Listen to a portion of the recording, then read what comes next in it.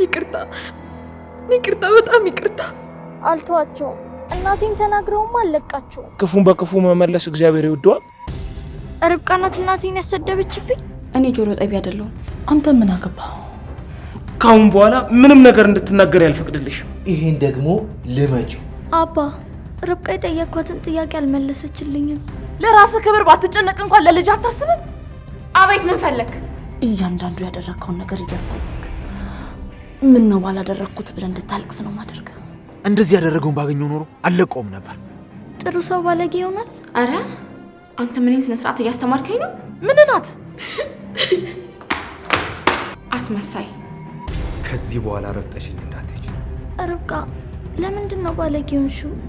በአንቺ ምክንያት ዛሬ እናቴ የተሰደበች። እኔ አልቀለድኩም። እኔ በእናቴ ህይወት ቀልድ አላውቅም።